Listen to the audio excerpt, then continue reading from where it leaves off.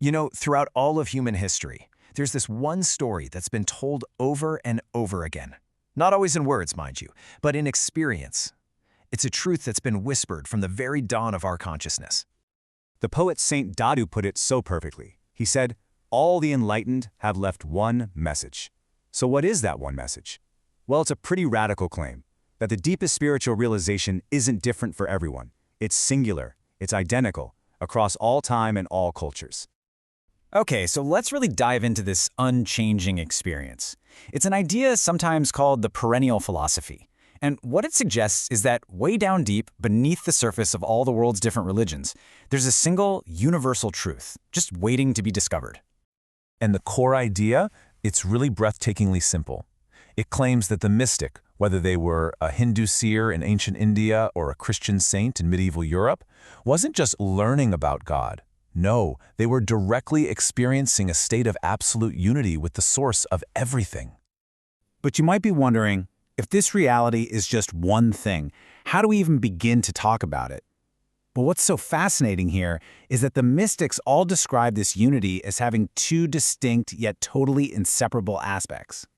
That's it, exactly. See, this isn't about theology or belief systems. It's about a direct, personal, revelatory knowing.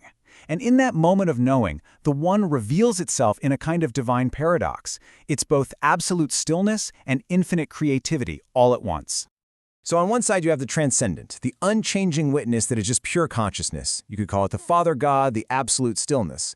And on the other, you have the creative power, that dynamic, vibrant force that gives birth to the entire universe. Mother Nature, the Mother Goddess. It's like one is the silent, endless sky, and the other is the beautiful storm that moves within it. You know, there's this beautiful old myth from the Upanishads that just captures this perfectly.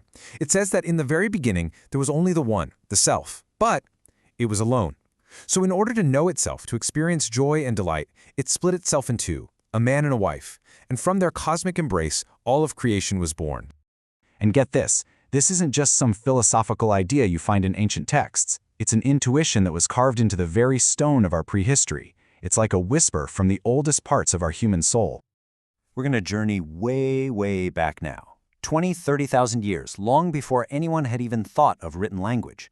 We're entering the world of the Upper Paleolithic, a time of myth and symbol, where our ancestors tried to capture something sacred on the walls of their caves. And in a rock shelter in Lausel, France, we find her. They call her the Woman with a Horn. Carved an incredible 20,000 years ago, she is the Great Mother, the embodiment of nature's raw creative power, the source from which all life springs. And then, right next to her, you have to look at this carving. It's more abstract, sure, but it's just as profound. It's a symbol of that divine union.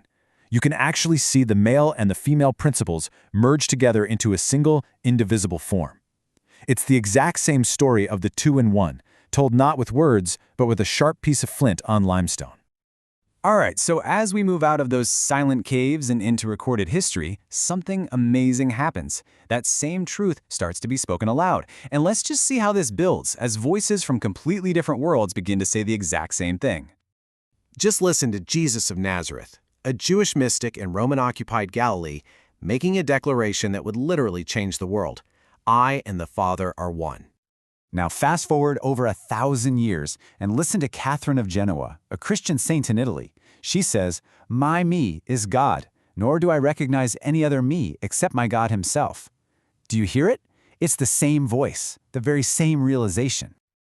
Let's travel to 9th century Persia. There you'll hear the Sufi master Al-Hallaj cry out, "I am the truth."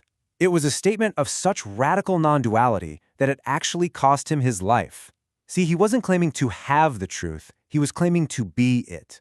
And then, maybe most mind-bending of all, you have the Christian theologian Meister Eckhart in medieval Germany, pointing to a reality that's even beyond our concept of God itself. He said, "My real being is above God. I am unborn, and in my unborn aspect I can never die." 4 different people, 4 different worlds, one single, unchanging testament. So, after all these thousands of years, after all these voices from every corner of the globe, what does this ancient universal insight actually mean for us, for you and I, living our lives right here, right now? Well, the crucial point is this. It means we each have 2 songs to sing. There's the song of the self. That's the song that says, I am the timeless ocean. I am the silent dreamer. I am the absolute. And then there's the song of the soul. This song says, I am the individual wave, rising and falling. I am a character in the dream. I am creative energy. We are both God and God's creatures. And you know what? To sing only one of those songs is to miss the full symphony of what it means to be alive.